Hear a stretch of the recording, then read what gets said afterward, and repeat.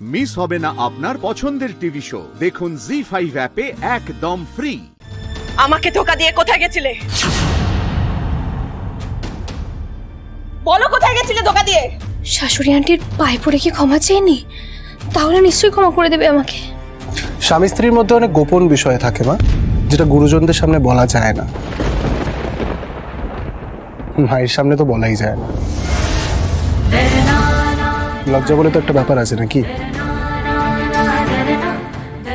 মা প্লিজ আমাদেরকে এগুলো আর জিজ্ঞাসা করবেন, আমরা উত্তর দিতে পারবো না।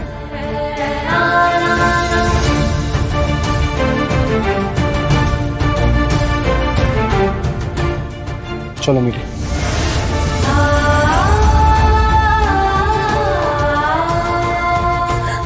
ঠিক হয়েছে জানো তো, একমাত্র অর্জুনই পারবে নীলিমার মুখ বন্ধ করতে।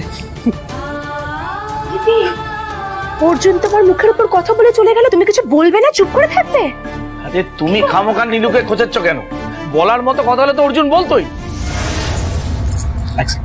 মা আমরা দরজা বন্ধ করে ঘরে শুয়ে পড়লাম, গুড নাইট।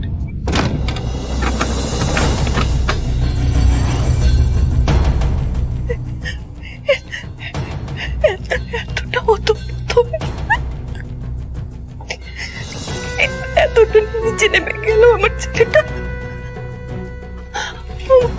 আমার দিশে হারা লাগছে, আমার বিশ্বাস হচ্ছে না আমার বাবু এটা এরকম।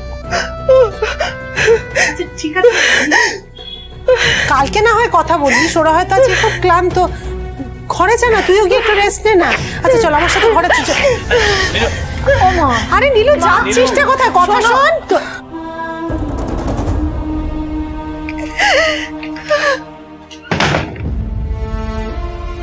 আচ্ছা এইভাবে শাশুড়ি আন্টিকে বলার কি দরকার ছিল বলুন তো? কি করলেন আপনি এটা? দরকার ছিল মিলি, মাকে নিরস্ত করা ছাড়া আমার কাছে আর কোনো উপায় ছিল না। এটা তো আমারই হয়েছে, আমি বাসনগুলো মাছ দিয়ে নষ্ট করে ফেললাম, তারপরে পানিশমেন্টটাও কমপ্লিট করলাম না। আচ্ছা শুনুন না, আপনি শুয়ে পড়ুন, আমি কাজ করি, 10টা শাড়ি পরে জলটা ভরে দিয়ে আসি। মিলি মিলি মিলি মিলি আমার কথাটা শোনো। আমরা কোথায় গেছিলাম, তুমি কত বড় রিস্ক নিয়ে মিশনে নেমেছো, সেটা আজ নয় কাল মা জানতে পারবে, তখন মাও বুঝতে পারবে।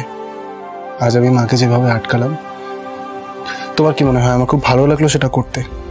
কিন্তু আমার কাছে এখন প্রায়োরিটি কমলেশ আর ওই রাহুল রায় বর্মনের পেট থেকে কথা বার করার।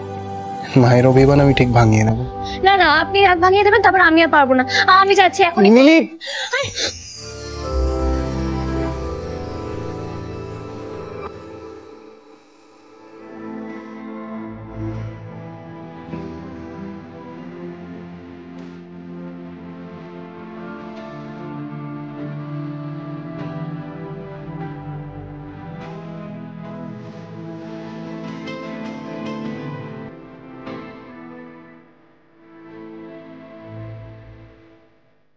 আজ আর করতে হবে, কাল সকালে আবার রাহুলদের বাড়িতে ডেকেছে না, চুপচাপ ঘুমিয়ে পড়ো।